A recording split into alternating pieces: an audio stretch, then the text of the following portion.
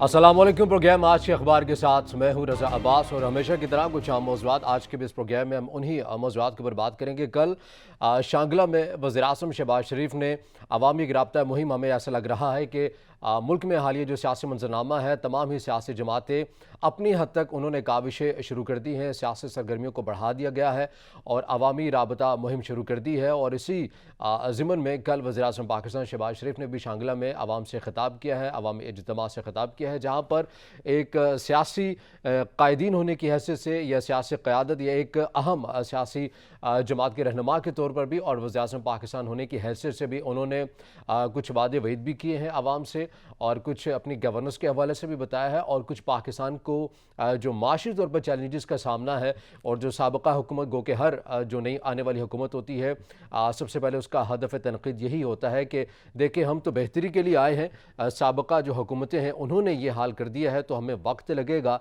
इसको दुरुस्त करने के लिए। और इसी बयानी को कल वज़ीर-ए-आज़म शहबाज शरीफ ने भी शांगला में अवामी राब्ता मुहिम में आवाम के सामने ये चीज़ें रखी हैं। उन्होंने कहा है कि माशी तौर पर काफ़ी चैलेंजेस का हमें सामना है। आटे के हवाले से उन्होंने बात की कि अगर मुझे अपने कपड़े भी बेचकर आटे की कीमतों को कम करना पड़ा तो मैं ज़रूर अपने कपड़े भी बेचूंगा और आटे की जो कीमतें हैं उनको इस सूबे के अंदर मुस्तहकम करूंगा। और जो कीमत पंजाब में आटे की चल रही है वही खैबर पख्तूनख्वा में भी होनी चाहिए। वज़ीर आला खैबर पख्तूनख्वा से भी उन्होंने दरख्वास्त की कि आप ऐसा करें, अगर नहीं करेंगे तो हमें कुछ ऐसा करना पड़ेगा। तो महंगाई के रिलीफ के वादे उन्होंने एक बार फिर से कर दिए हैं और कहा है कि फ़कत पंजाब ही नहीं अब पूरा पाकिस्तान तरक्की करेगा और हम इसके लिए तमाम तर जो काविशें हैं, तमाम तर जो वसाइल हैं वो बुरवेकार लेकर आएंगे। इसके साथ साथ अगर हम बात करें साबिक वज़ीर-ए-आज़म इमरान खान साहब की, तो उन्होंने भी ओवरसीज़ पाकिस्तानियों से खिताब किया जिसके अंदर उन्होंने बहरहाल उसी रवायत को और उसी सिलसिले को आगे बढ़ाया है कि एक आलमी ताकतों की साजिश और मुदाखलत की वजह से मेरी हुकूमत को गिरा दिया गया है। जब उन्हें उनके मुताबिक हुकूमत मिली थी, मुल्क दिवालिया हो चुका था, माली मसाइल काफ़ी हद तक शदीद थे, कोई भी ऐसी क़यादत नहीं थी कि जो इस सूरत हाल में मुल्क पाकिस्तान की क़यादत को संभालती। मैंने आगे बढ़ कर ऐसा किया, मैंने मुल्क पाकिस्तान की क़यादत को संभाला, मैंने तमाम बहरानों से पाकिस्तान को निकाला। कोविड जैसा एक आलमी बहरान आया लेकिन उसके अंदर भी पाकिस्तान की मईशत ने तरक्की की है, पाकिस्तान की मईशत आगे बढ़ी है, हमारे दौर के अंदर रोज़गार बढ़े हैं, हमारे दौर के अंदर जो दीगर फलाही काम हैं वो हुए हैं। लेकिन अमेरिका को ऐसे लोग चाहिए जो उनके ताबे हों, जो उनके हुक्म की तामील करें और इसीलिए मुझे हटा दिया गया, एक साजिश और एक मुदाखलत के ज़रिए मुझे हटाया गया और एक इम्पोर्टेड हुकूमत को मुसल्लत कर दिया गया है हमें, जिसको हम एक्सेप्ट नहीं करेंगे। और हमारा सिर्फ एक ही मुतालबा है कि नए इलेक्शन करवा दिए जाएँ।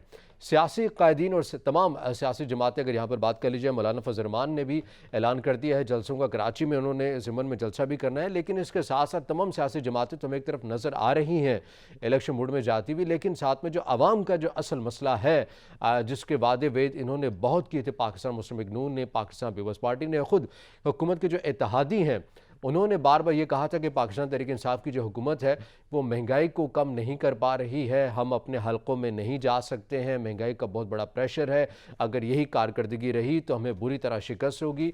लेकिन आज हुकूमत पाकिस्तान तहरीक इंसाफ की जा चुकी है, एक नई मगर मखलूत हुकूमत आ चुकी है और उसके बावजूद भी जो महंगाई के जो वादे वईद किए गए थे या जो रिलीफ के वादे किए गए थे उनमें कमी तो नहीं आ रही, अलबत्ता वो रोज़ बरोज़ बढ़ते जा रहे हैं। अशय खुरनोश की कीमतें, आटा हो, चीनी हो, दालें हो, चावल हो, ये तमाम ऐसी चीज़ें हैं जिनसे हर शहरी का बरह रास्त एक ताल्लुक़ पड़ता है और इनके अंदर जो कीमतें हैं वो मुसलसल उनका इजाफ़ा हो रहा है। और इसके साथ साथ जो माह रमज़ान में जो कुछ चीज़ों के ऊपर अशया खुरनोश में जो सब्सिडी या डायरेक्ट सब्सिडी या पैकेजेस दिए गए थे वो भी वापस ले लिए गए हैं और उसके बाद भी कीमतों के अंदर एकदम फिर से जो हम ये देख रहे हैं कि कीमतों को पर लग गए हैं।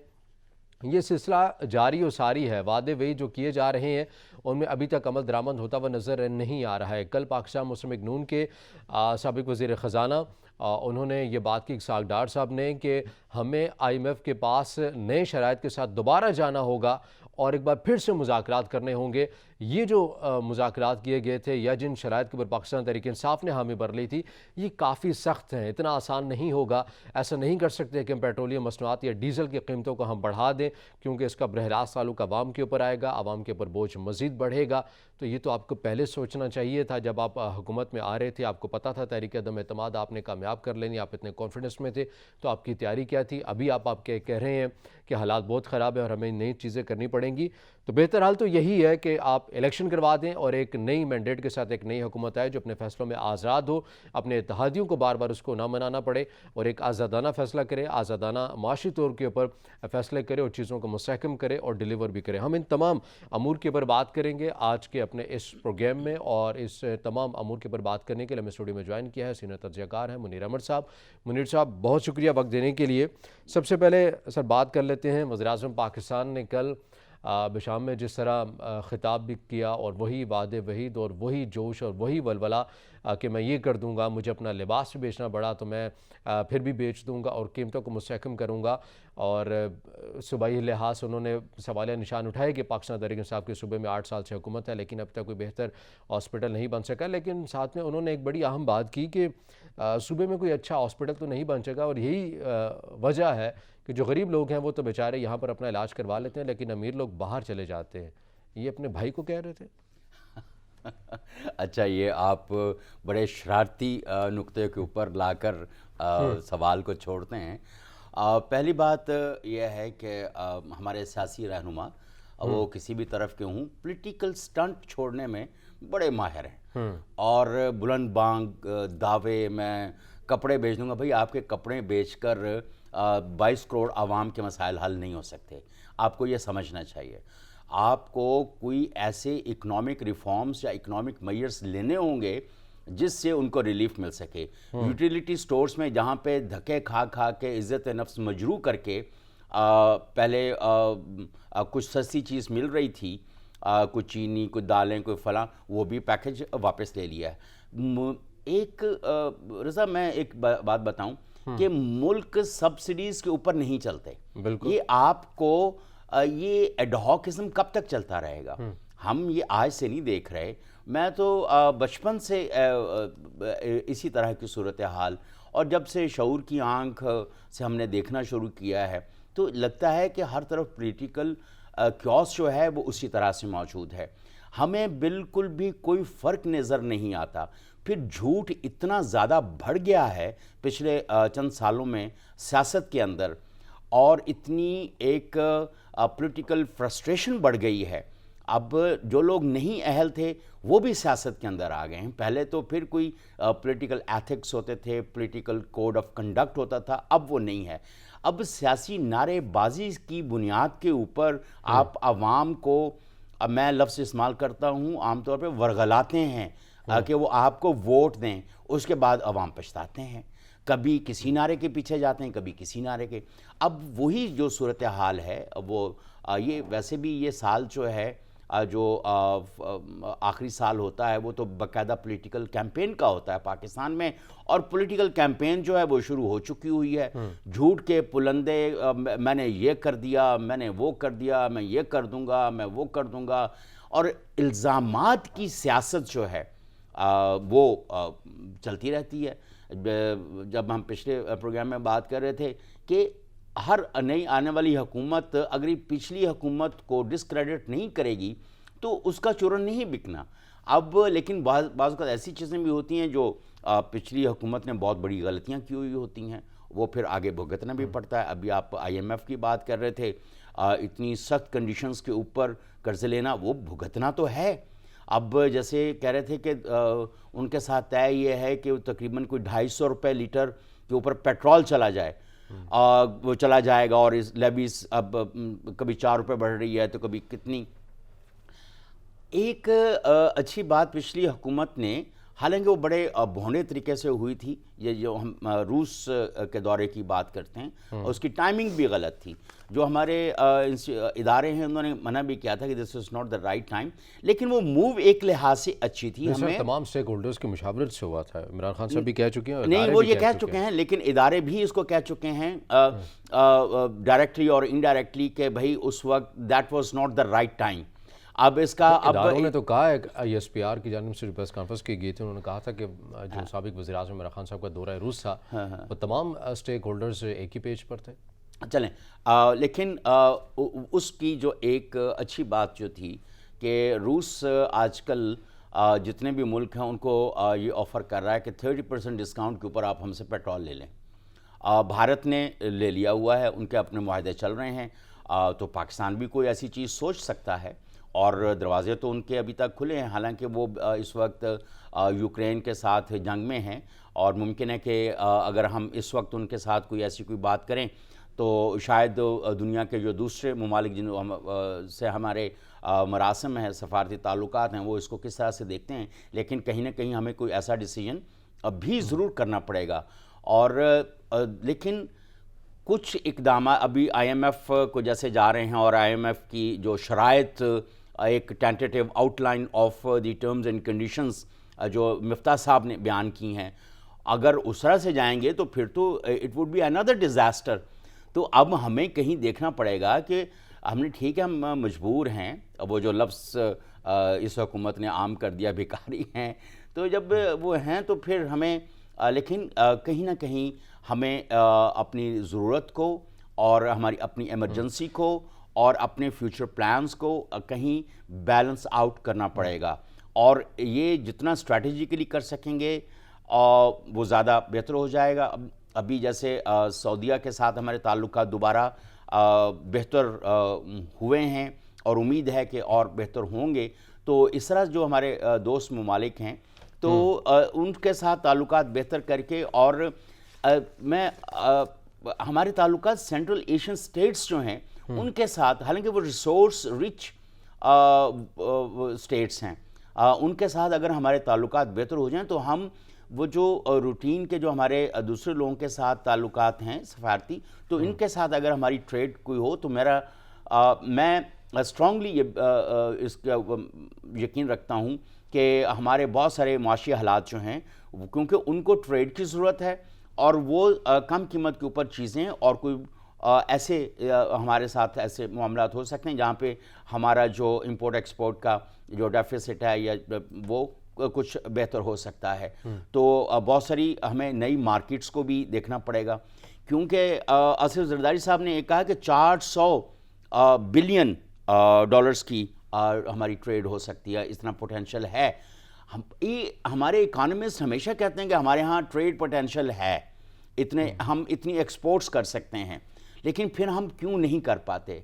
कल ही एक डिप्लोमेट के साथ एक मुलाकात थी कुछ चीज़ों के, तो वो कह रहे थे कि हम पिछले कई सालों से, कोई 8-10 सालों से आपके साथ ट्रेड को बढ़ाने की बात कर रहे हैं, कोई इकोनॉमिक प्रोजेक्ट्स ऐसे हैं अगर वो, लेकिन अनफॉर्चुनेटली आपका मुल्क जो है वो बहुत, आपका फॉरेन ऑफिस जो है वो हमें ट्रक की बत्ती के पीछे लगाया हुआ है और ये है कि ठीक है उसमें हमारा भी बेनिफिट है, लेकिन हम आपको सस्ती चीज़ें देने के लिए, सस्ती बिजली देने के लिए हम तैयार बैठे हुए हैं। आपके बहुत सारी चीज़ें ऐसी हैं जो हम आपको जिस मार्केट प्राइस पे आप ले रहे हैं उससे कम।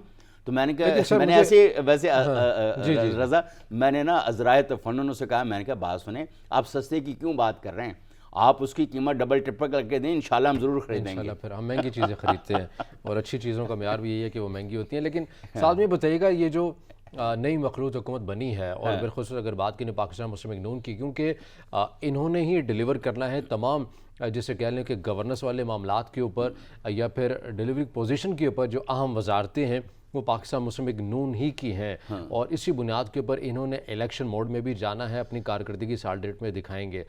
तमाम चीज़ें, महंगाई का बयानिया सबसे जिसे कह लें कि सर फहरिस्त सा, लेकिन अगर हम चलें KP की, अगर हम बात करें KP में तो वादे करके आए थे, लेकिन पंजाब के अंदर तो बार बार ये कहते हैं कि पंजाब में तो हमने बड़ा कुछ किया है और पंजाब के अंदर आते साथ हम ये कर लेंगे, वज़ीर-ए-आला पंजाब भी इनका बन गया, लेकिन मुर्गी का गोश्त तो उसके अंदर इजाफा हो चुका है, आटा, चीनी, दाल, सब कुछ महंगा हो चुका है। यानी अभी तक वही हाल है जिसे हम कहते रहे, पाकिस्तान तहरीक इंसाफ की हुकूमत के ऊपर भी तनकीद करते रहे कि गवर्नेंस हमें कहीं नज़र नहीं आ रही। और ये जो नई मखलूत हुकूमत बनी है, इनका तो दावा है कि हम तजर्बाकार हैं, हम चीज़ों को सेट भी कर देंगे, तो फिर वो जो तजर्बाकारी है वो कब इम्प्लीमेंट करनी है इन्होंने? अब ये देखें, ये भी एक वाज़ेह हकीकत है कि जो पिछले इक़दामात होते हैं वो कहीं ना कहीं कंटिन्यू कर रहे होते हैं। नए आने वालों को थोड़ा वक्त स्टेबिलिटी के लिए चाहिए होता है। अपने 100 दिन दे बच्चों दें को सर, जो खान साहब ने कहा था कि पहले 100 दिन दे दें मुझे। वो 100 दिन वो तो नए थे, ये तो 3 बार आ चुके हैं, इमरान खान साहब तो पहले ही कह चुके हैं। लेकिन कुछ मेजर्स ऐसे लिए गए हैं, लेकिन अभी दरमियान में जो आटा है वो कोई 850-900 रुपये पे गया था, लेकिन वो फिर एकदम जो है वो 1100 और फिर अब 1300, और ये कोई समझ नहीं आ रहा है कि एक दिन कोई चीज़ थोड़ी अगर रिलीफ मिलने लगता है तो अगले दिन वो डबल उससे ज़्यादा इजाफा हो जाता है। तो ये इनको अपनी जो तजर्बा कारियत, जो आपने लफ्ज़ इस्तेमाल किया है, तो इनको उसका देखना चाहिए, स्ट्रिक्ट एक्शंस लेने चाहिए। और जो अभी मुर्गी का गोश्त जैसे पंजाब के अंदर वो कोई 500 रुपये तक पहुंच गया, तो ये बड़ी तशवीशनाक बात है। लोग मटन वैसे नहीं खा पा रहे थे कि वो 2-2 हज़ार रुपये पे चला गया, 1800 2000 ऐसे। तो चिकन एक वो था, मुर्गी का गोश्त, कि जो मेहमानदारी के लिए आसान समझा जाता था, लेकिन अब वो भी आउट ऑफ रीच इतना ज़्यादा हो गया है। ईद के ऊपर से ये सूरत हाल शुरू हुई है। तो ये असल में जब तक माफियाज़ को, जो मुख्तलिफ माफियाज़ हैं, उनको आप कर्ब नहीं करेंगे, आप उनके ऊपर कार्रवाई नहीं करेंगे, और वो लोग जो हैं, जैसे चीनी माफिया है, वो आपकी हुकूमत के अंदर मौजूद है, हुकूमत को सपोर्ट करते हैं, हुकूमत को फंड करते रहे।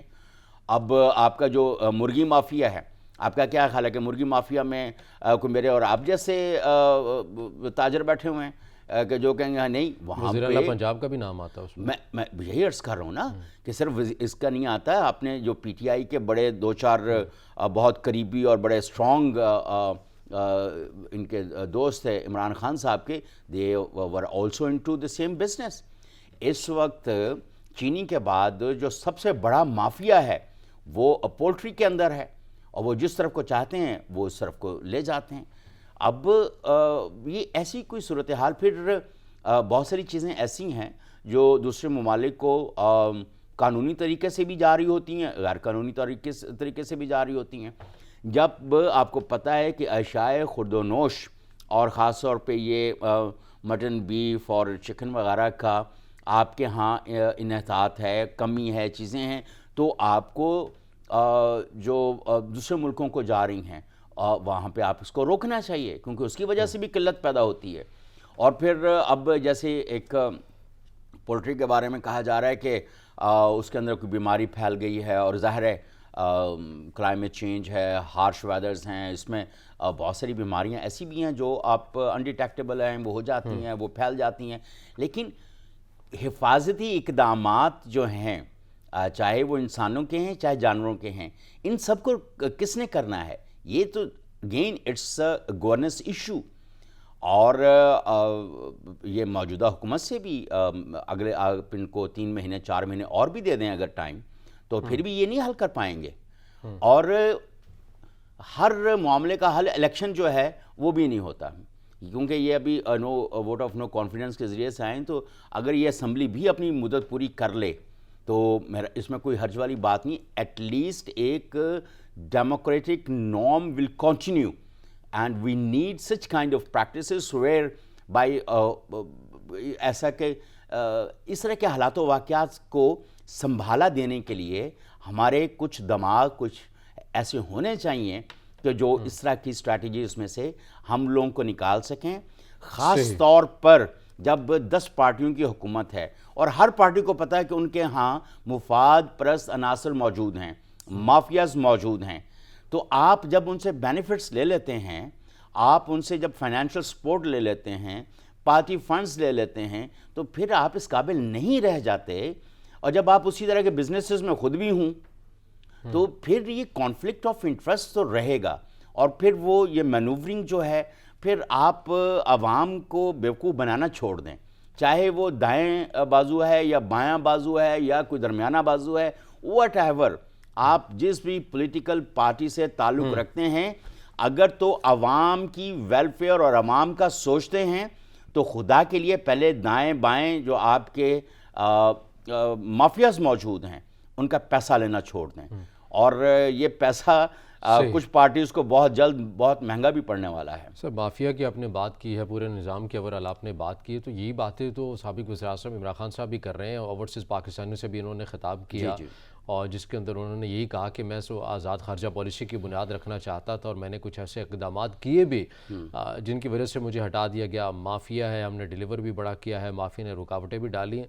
तो बात जो वो कर रहे हैं वो आप भी वही बात कर रहे हैं, तो आप फिर क्या बस समझते ये देख लें। हैं? अब अगला वज़ीर आज़म आप मुझे बना दें, क्योंकि मेरे और इमरान खान साहब के ख़्यालात बहुत मिलते जुलते हैं। अगर वो वज़ीर आज़म हो सकते हैं तो फिर लेकिन सर बातों के अच्छा, साथ लेकिन बातों के साथ साथ हम खूबसूरती का म्यार भी देखेंगे। अच्छा, क्योंकि हैंडसम वाला भी एलिमेंट बहुत ज़्यादा होता है। हाँ, उनके साथ तो बाकायदा वो प्रोवर्ब भी बन गया हुआ है। लेकिन देखें, इमरान खान साहब अब ये बात कर रहे हैं तो पीटीआई के ऊपर सबसे ज़्यादा मुख्तलिफ़ तरीक़ों से माफिया को प्रमोट करने और उनको साथ लेके चलने के इल्ज़ामात भी हैं।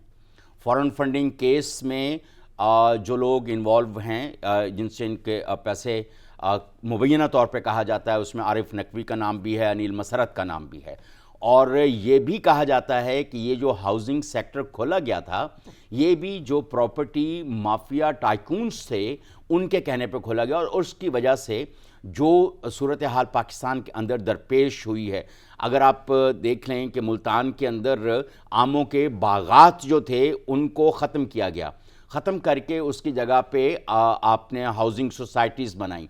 आप के वज़ीर आज़म, साबिक वज़ीर आज़म मोहतरम जनाब इमरान खान साहब के दौरे हुकूमत के अंदर जितनी ज़री ज़मीन ग्रैब करके हाउसिंग सोसाइटीज़ की तरफ गई है, इसकी भी कोई मिसाल नहीं। जब आप अपनी एग्रीकल्चर लैंड ख़त्म कर देंगे, हॉर्टिकल्चर आप ख़त्म कर देंगे, इस सेक्टर को इतना 3 साल से फ़ंड पड़ा हुआ है एफएओ के पास, जिसमें कमिटमेंट ये थी कि स्मार्ट एग्रीकल्चर इनिशिएटिव्स लॉन्च किए जाएंगे, climate smart agriculture initiatives launch किए जाएंगे, और पाकिस्तान एक्स अमाउंट कंट्रीब्यूट करेगा उस एफएओ की या इंटरनेशनल फंडिंग के अंदर जो उन्होंने ग्रीन क्लाइमेट फंड से ली है।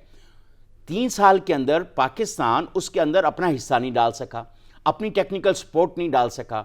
फ़खर इमाम साहब को, वो वज़ीर थे, मैंने उनसे गुजारिश की कि जनाब ये चीज़ क्यों करें, हम इसके ऊपर काम कर रहे हैं। आपको पता है कि हुकूमत के मामलात थोड़े वो इस तरह से चलते हैं और उस तरह से चलते हैं, लेकिन आपकी जो इंटरनेशनल कमिटमेंट्स हैं, ग्रीन क्लाइमेट फंड से एफएओ पैसा लेके बैठा हुआ है, उनके टेक्निकल आउटपुट सामने आ गई है कि हमने क्लाइमेट स्मार्ट एग्रीकल्चर इनिशिएटिव्स को कैसे लेकर आना है। आप ज़री ज़मीनें जो हैं उठा के हाउसिंग सोसाइटीज़ को दे रहे हैं, उस पर कोई चेक एंड बैलेंस नहीं है। आप थोड़ी ज़मीनें वो ख़रीदते हैं, ज़्यादा ज़मीनों पे आप कब्ज़ा कर लेते हैं। तो चीनी माफिया को अगर आपने उनसे बेनिफिट्स लेने के बाद आपने उनको एक तरफ किया, तो आपने हाउसिंग सोसाइटी का उससे बड़ा माफिया खड़ा कर दिया। तो ये ऐसी सूरत हाल है कि जब अब क्या पंजाब की आप ज़मीनें देख लें, अगर बहुत मोहतात अंदाज़ा भी लगाया जाए तो पिछले 3 साल के अंदर, जब से ये 2 साल के अंदर जब से हाउसिंग सेक्टर 20-30% एग्रीकल्चर लैंड जो है वो हाउसिंग सोसाइटीज़ ने कब्ज़ा कर ली हैं।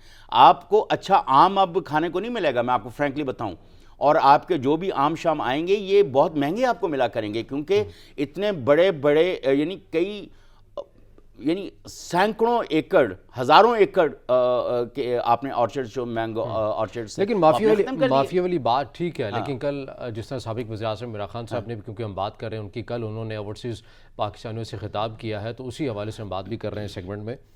लेकिन साथ में ये भी तो हकीकत है कि इस 3 साल और 7 या 8 माह की जो हुकूमत उनकी रही है, उसके अंदर उन्होंने बड़े अपने करीबी जो दोस्त हैं उनको भी एक मेरिट के ऊपर वो कहते हैं कि मैंने उन्हें निकाला है, वो मुझसे फ़ायदे चाहते थे, कुछ काफ़ी बड़ी तादाद में ज़मीनें थीं जो वो चाहते थे कि उनको लीगल कर दिया जाए उनके लिए, और चीनी का जो तमाम मामला रहा, चीनी बहरान आया, उसके ऊपर कमीशन बने, तो वो जो 2 अहम दोस्त हैं जिनके ऊपर पाकिस्तान मुस्लिम लीग नून या दीगर सियासी जमातें जो उनके ऊपर कहती रही कि इमरान खान साहब के ये ATMs हैं, यानी कि अलीम खान और जहांगीर तरीन, तो आप ये तो फिर उनको दाद दें कि 3 साल और 7-8 माह की जो हुकूमत रही है उनकी, उसमें उन्होंने अपने 2 बड़े अहम दोस्त उनको अलग कर दिया, सिर्फ इसी बिना के ऊपर कि वो उनसे नाजायज़ फ़ायदा चाहते थे। अच्छा, मुझे ये बताएं, अलीम खान साहब ने इमरान खान साहब ने उनके ऊपर इल्ज़ाम लगाया 300 एकड़ ज़मीन। जी। उन्होंने खुद कन्फेस किया अलीम खान ने कि उस वक्त उनके पास 3000 एकड़ से ज़्यादा मलकियत है। अब आप मुझे ये बताइए कि देखें, जो ये प्रॉपर्टी के लोग हैं, चीज़ें हैं, हाथी के दांत दिखाने के और खाने के और। ये अब एटीएम को आपने इस्तेमाल तो किया है, और जाहिर है कि जो बिजनेसमैन आएगा, जहांगीर तरीन साहब का क्या जहाज़ इस्तेमाल नहीं हुआ, उनका पैसा इस्तेमाल नहीं हुआ, पंजाब में हुकूमत कैसे बनी थी या फेडरल में हुकूमत कैसे बनी थी? तो ये तो इमरान खान साहब को बयानबाजी करने से पहले थोड़ा देखना चाहिए कि कैसे। और अब अगर हम देखें, जो अभी जो हुकूमत बनी है वज़ीर आला हमज़ा शहबाज साहब की, वो कैसे बनी है अब, या फेडरल के अंदर कैसे बनी है? ये सियासतदान सारी सियासी चालबाजियां करते हैं और उसके बाद फिर अवाम के साथ झूठ भी बोलते हैं। अब आप लोगों से, आपको नहीं पता कि आप अनिल मुसर्रत का पैसा क्यों इस्तेमाल कर रहे हैं, आप जहांगीर तरीन का पैसा क्यों इस्तेमाल कर रहे हैं, आप अलीम खान को क्यों लेके आ रहे हैं, चौधरी सरवर साहब जो बहुत शरीफ और वो सारा है, तो जाहिर है कि अगर वो इन्वेस्टमेंट्स कर रहे हैं तो वो आपसे बेनिफिट्स के बगैर आप वो चले जाएंगे। अभी आपने रिसेंट चौधरी सरवर साहब की गुफ्तगू तो सुनी होगी, और वो अभी आप देखें, अभी जो फरागोगी केस है, that is just a tip of the iceberg. ये अभी आपको सिर्फ थोड़ा सा चीज़ नज़र आ रही है। हमारे दोस्त हैं इंटेलिजेंस एजेंसी के अंदर, FIA, मैं नाम ले लेता हूँ, तो वो कह रहे थे कि सर हम इन्वेस्टिगेट कर रहे हैं। एक उन्होंने कहा है कि एक फ़लाँ एजेंसी ने एक रिपोर्ट भी इमरान खान साहब को दी थी कि आपके फ़लाँ बड़े मोहतरम शरीफुल नफ्स और गरीब परवर और गरीब गुरबा, उनके घर में बिजली भी नहीं है, लेकिन उन्होंने सोने का कारोबार कतर में शुरू कर लिया है। तो ज़रा इसका, तो वो रिपोर्ट का कहते हैं कि उसके बाद कोई पता नहीं चला। तो बहुत सारी चीज़ें ऐसी होती हैं जब हम सरफ़े नज़र करते हैं तो वो फिर परवान चढ़ती हैं। कैंसर कहीं छोटी सी जगह से शुरू होता है। अब बहुत सारे लोग सवाल कर रहे हैं, सारे अक्लमंद लोग और आम लोग भी जो हैं, वो भी ये सवाल कर रहे हैं कि यार वो क्या ख़ास बात है फरागोगी केस के अंदर कि जिसको पब्लिकली इतना डिफेंड किया जा रहा है। और कुछ लोग तो बहुत और तरह की कहानियाँ भी पेंट कर रहे हैं। वो तो हम जब कुछ चीज़ें सामने आएंगी फिर देखेंगे कि इमरान खान साहब क्या सिर्फ इस वजह से कि उनकी किसी अहलिया के वो दोस्त हैं या और कोई बहुत सारे मामला। चलें, वो इंक्वायरी होगी तो तमाम जो चीज़ें हैं वो सामने आ जाएंगी। लेकिन आपको लगता नहीं कि साजिश और मुदाखले वाला जो बयानिया साबिक वज़ीर-ए-आज़म लेकर चल रहे हैं, तमाम जलसों के अंदर भी अवामी राबता मुहिम हो, उसमें भी बार बार वो ये कह रहे हैं, अपने सोशल मीडिया अकाउंट से भी कर रहे हैं, सोशल मीडिया में अगर वो इंटरव्यूज़ भी देते हैं तो वहाँ भी इसी चीज़ की बार बार तकरार करते हैं कि मेरी हुकूमत को एक साजिश के ज़रिए गिराया गया है। तो काफ़ी हद तक उनके सपोर्टर्स में तो मकबूल हो चुका है, और जो वो तो ये भी दावा करते हैं कि वो वोटर्स जो पहले कारकर्दगी की बुनियाद के ऊपर कहीं पीछे चला गया था, अब उससे भी ज़्यादा और लोग आगे आ चुके हैं और इसी बयानी के साथ खान साहब के साथ खड़े हैं। और यही वजह है कि नई जो मखलूत हुकूमत है वो बर वक्त इलेक्शन नहीं करवा रही है, चूँकि उन्हें पता है कि अगर इस टाइम इलेक्शन करवा दिए जाएंगे तो काफ़ी मसले मसाइल भी होंगे अगर इलेक्शन कमीशन वाला मामला हो भी जाता है। देखें, आप दो बातें हैं। एक तो यह है कि इसमें कोई दो राय नहीं है, इमरान खान साहब नैरेटिव बनाने के माहिर आदमी हैं। वो झूठ के ऊपर मबनी हो चाहे वो सच के ऊपर मबनी हो। अगर हम देखें, शौकत खाना मेमोरियल हॉस्पिटल एक चैरिटी का नैरेटिव उन्होंने डेवलप किया और वो बहुत अच्छा डेवलप किया, और उसकी बुनियाद फिर आप ये देख लें, चोर डाकू अकाउंटेबिलिटी दिस एंड दैट, बहुत अच्छा नैरेटिव डेवलप किया, लेकिन उसकी आउटपुट क्या रही ये देखना पड़ेगा। अभी वो जो अमेरिका मुखालिफ पूरा एक बयानिया लेके चले हैं वो बड़ा पॉपुलर हुआ है। वैसे भी पाकिस्तान के अंदर दो मुल्क ऐसे हैं जिनके बारे में अगर आप बात करें तो आपका नैरेटिव फौरन जंगल की आग की तरह फैलता है जी। एक अमेरिका है, दूसरा भारत है। आप भारत के खिलाफ अभी कोई प्रोपेगेंडा बात कर दें या कोई ऐसी कोई चीज़ कर दें तो नफ़रत की आग आप देखिएगा और वो नैरेटिव आप देखें कि कैसे फलेगा फूलेगा दिनों के अंदर, और यही बात अमेरिका की है। और लेकिन वही लोग जो भारत के साथ नफ़रत अंगेज़ और प्रोटेस्ट कर रहे होंगे, चीज़ें कर रहे होंगे, जब भारत के साथ दोस्ती की बात करें, उन कल्चर की प्रमोशन की बात करें, उनकी फिल्मों की बात करें, उनके म्यूज़िक की बात करें, तो ये फ्रंट लाइन के अंदर बैठे हुए होते हैं। जब अमेरिका के जाने, विज़िट और ग्रीन कार्ड की बात करें, तो मैं उस दिन अज़राए मजाक कह रहा था कि अभी अगर अमेरिका ये कह दे कि 1 करोड़ ग्रीन कार्ड हम दे रहे हैं, तो 25 करोड़ पाकिस्तानी लाइन में लगे हुए होंगे। और ये हकीकत है। ये क्यों? लेकिन एक नैरेटिव, एक नफ़रत बिकती है, तो हमारे सियासतदान उसको बेचते हैं। अगर वो नफ़रत जिस दिन नहीं बिकेगी, वो नहीं बेचेंगे।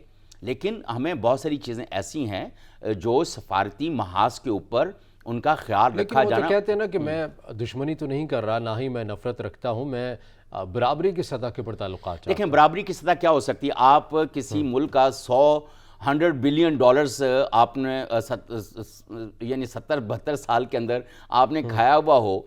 आप देखें, आप मुझे खाना रोज़ खिला रहे हैं रज़ा साहब, मैं और आप कैसे बराबर हो सकते हैं? क्योंकि मैं तो आपको नहीं खाना खिला रहा रोज़, आप मुझे खाना खिला रहे हैं ना। आप अपर हैंड हैं। आप मुझे कहें तो कि ये पॉलिसी रिवर्स भी तो हो सकती है ना, आप भी नहीं, रिवर्स उसके हो लिए तो सकती है। मुतहरिक होंगे कि नहीं, यार नहीं, मैं भी नहीं, खाना खिला देखें, दूं। उसका कोई तरीका तो होगा ना। उसका कोई तरीका तो, अब मैं आपसे खाना भी खाऊं और आपके खिलाफ नारे भी लगाऊंगा, लेकिन मैं आपको जाहिर है कि पॉलिटिकली और डिप्लोमेटिकली मैं आपकी बात को नेगेट करने की या उस असर को ज़ायल करने की बात करूंगा। और बहुत सारी ऑब्जर्वेशंस, चीज़ें ऐसी होती हैं। आप इस इदारे में बैठे हैं, क्या इस इदारे के अंदर बहुत सारे ऑब्जर्वेशंस नहीं आ रही होती कि भाई रज़ा अब्बास, आपने अगर ये चीज़ें आप कर रहे हैं, अगर आप इसी तरह कंटिन्यू करेंगे तो आपकी नौकरी को ख़तरा है। अब यही ताल्लुकात के अंदर भी ऐसी सूरत हाल होती है कि जब आप किसी दूसरे के खिलाफ चल रहे होते हैं, या आपका एक बहुत अब आप इनकी दोस्ती बहुत अच्छी थी जहांगीर तरीन साहब के साथ। जब मामलात मुख्तलिफ हुए तो क्या हुआ, और अब क्या होने वाला है? अलीम खान साहब इनके खिलाफ बड़े इतना वो चले, चौधरी सरवर साहब गवर्नर भी रहे इनके, और सारा कुछ। मैं ये कह रहा हूँ कि अगर यही अपने दोस्तों के साथ अगर तरीके के साथ चलें और उनको उनसे ना ज़्यादा बेनिफिट्स लें, और ताकि वो कल को बेनिफिट्स ना देने पड़ें, और जब आपके ताल्लुकात बहुत ज़्यादा एक हाथ से आगे चले जाते हैं, तो फिर आपको बहुत डिप्लोमेटिकली आपको उसको हैंडल करना पड़ता है। हम दोस्तियों के अंदर, ताल्लुकात के अंदर, चाहे सफारती हूँ या ज़ाती हूँ, ललकारे नहीं मार सकते। और हम इस तरह का, और फिर अगर आपके ख़िलाफ़ कोई चीज़ हो जाए तो आप उसको बिल्कुल आप पिछो काटने पे तुल जाएं, तो ऐसी भी सूरत हाल नहीं होती। और ये बात बिल्कुल सही है कि आज जो एक अमेरिका वाला नैरेटिव है, और उसको अगर हम उसके ऊपर इलेक्शंस करते हैं, तो बिल्कुल ये ऐसी बात है कि पीटीआई को बेहतर वोट मिलें। लेकिन दूसरी तरफ वो इलेक्शन कमीशन ऑफ पाकिस्तान के ख़िलाफ़ जिस तरह महाज आराई करके खड़े हैं, अगर 2 साल से 3 साल से चीज़ें पेंडिंग पड़ी हुई हैं, और वो कहते हैं कि इलेक्शन कमीशन ऑफ पाकिस्तान का जो फ्रेमवर्क है उसको आप बदल दें, उसमें ये 3 शिक्के निकाल दें, 9, 4 कौन सी वो हैं, 4, 9 और 10, ये शिक्के उसमें से निकाल दें, क्योंकि इनको ऐसे इख्तियारात नहीं दिया जा सकते। तो इस तरह तो बहुत सारी और ऑटोनोमस बॉडीज़ हैं, इंडिपेंडेंट हैं, जो सिर्फ पार्लियामेंट को हैं, तो उनके अंदर से भी सारी चीज़ें ऐसी निकाल दें आप। तो ये ऐसा नहीं हो सकता। जब कोई इदारा बनाया जाता है, उसको एक ख़ास मैंडेट दिया जाता है, तो उसको उसके मैंडेट को सिर्फ इसलिए नहीं बदला जा सकता कि वो मुझे पसंद नहीं है या रज़ा अब्बास आपको पसंद नहीं है। अगर इलेक्शन कमीशन ऑफ पाकिस्तान, जिसके आपने चीफ इलेक्शन कमिश्नर आपने खुद लगाया, दूसरों की मुशावरत से लगाया, लेकिन प्रपोज तो आपका भी तो किया हुआ था ना, उतने ही आप उसके हिस्सेदार हैं। अब वो चूंकि उन्होंने कहा है कि ये जो पेंडिंग केसेस पड़े हुए थे इसको आप दोबारा से लेके चलें, जब वो दोबारा से शुरू हो गए हैं। लेकिन और सर आप मुझे आखिर में ये भी बताइएगा कि जिस तरह से, क्योंकि इमरान खान साहब तो बार बार कॉल भी दे रहे हैं इस्लामाबाद के, उन्होंने कहा कि 20 मई के बाद जो है वो मैं ऐलान कर दूंगा, किसी भी तारीख का मैं ऐलान कर सकता हूँ, उससे पहले पहले उन्होंने जलसे भी करे मुख्तलिफ शहरों में। किस हद तक मुश्किल होगा या किस हद तक आसान होगा, क्योंकि हमने देखा है कि जो मौजूदा हुकूमत के वज़ीर दाखिला हैं वो भी काफ़ी अपने लहजे में सख्ती को रवा रखे हुए हैं और वो बार बार कह रहे हैं कि अगर ऐसे इक़दाम किए गए तो हम घरों से बाहर नहीं निकलने देंगे। एहतजाज बहरहाल हक़ है और सबको करना चाहिए, तशद्दुद और जुल्म और जबर की राह को नहीं अपनाना चाहिए, यही मुल्क पाकिस्तान के हक़ में भी है। लेकिन समझते हैं कि वो जो तमाम तर वसाइल, क्योंकि नाकदीन तो ये कहते हैं कि वैसे सिचुएशन नहीं है पाकिस्तान तहरीक इंसाफ के लिए, इमरान खान साहब के लिए, जो पहले थी, जो डी चौक में हमने देखा है काफ़ी तूल जो धरना उन्होंने दिया था। अब आप समझते हैं कि वो सिचुएशन नहीं है, लेकिन ये तो हकीकत है कि नैरेटिव बड़ा कामयाब है, इतनी हद तक लोग निकल आएंगे और मुश्किल खड़ी हो सकती है इस हुकूमत के लिए। देखिए, होने को तो कुछ भी हो सकता है। नैरेटिव बहुत स्ट्रॉन्ग है, वो उन्होंने प्रॉपर तरीके से इसको मार्केट भी कर लिया है। लेकिन क्या ये सिर्फ इतना ही होता है कि आपने एक प्रोडक्ट बनाई और आपने मार्केट कर दी, उसको उसका मार्केट रिजल्ट क्या आता है ये भी आपने देखना होता है। अब 2-3 बातें इसके अंदर हैं। मसाइल पैदा हो सकते हैं, लेकिन जिस तरह शेख रशीद साहब कह रहे हैं खून रेजी और ये हो जाएगा और वो हो जाएगा, ये जो थ्रेट है ना, वो हमेशा ये कहते हैं कि मैं गेट 4 का सियासतदान हूँ। अगर आप इस्टेब्लिशमेंट के हैं तो फिर अवाम में ये भी सवाल पैदा हो रहा है कि क्या ये शेख रशीद साहब इस वक्त जो गुफ्तगू कर रहे हैं ये किधर से किसकी लाइन को टो कर रहे हैं, एक बात। और वो कहते हैं कि मैं एक सिंगल सीट पार्टी का वो हूँ, लेकिन मेरा पीटीआई से कोई ताल्लुक़ नहीं है, मेरा इमरान खान से दोस्ती है। ये अजीबोगरीब किस्म की, मुझे हमारे एक दोस्त कह रहे थे कि शेख रशीद साहब इमरान खान साहब को वहाँ ले जाकर मरवाएंगे जहाँ से उनको पानी भी नहीं मिलेगा। तो मेरा ये ख्याल है कि कुछ सियासतदान इमरान खान साहब के आगे पीछे ऐसे लोग मौजूद हैं जो इस कन्फ्रंटेशन को बहुत ज़्यादा एक्सट्रीम पे ले जाने के लिए बैठे हुए हैं। तो अब शायद वो जो जैसे खून रेजी की बात कर रहे हैं और आर्म कॉन्फ्लिक्ट और इस तरह की, तो मेरा ये ख्याल है कि ये लोग जला भी देंगे, जला देंगे, जलाओ घिराओ वाला। तो मेरा ये ख्याल है कि इससे ये जाहिर होता है, जिस तरह इमरान खान साहब की गुफ्तगू और उनके इर्द गिर्द के सियासतदानों और शेख रशीद साहब की गुफ्तगू से लगता है कि असल मामला उतना नहीं है जितना धुआं निकल रहा है, उतनी आग नहीं लगी हुई जितना धुआं निकल रहा है, या धुआं को बढ़ा चढ़ाकर जिस तरीके से पेश किया जा रहा है। लेकिन ये जो सूरत हाल जो इस वक्त पीटीआई लेकर चल रही है, ये मुल्क के लिए, अवाम के लिए, मुआशरे के लिए जहर है, जहर है, जहर है। बहुत शुक्रिया सीनियर तज्ज़ियाकार मुनीर अहमद साहब हमारे साथ मौजूद थे, आपके वक्त का बहुत शुक्रिया। नाज़रीन, आज के प्रोग्राम से इतना ही, इजाज़त दीजिए, अल्लाह हाफ़िज़।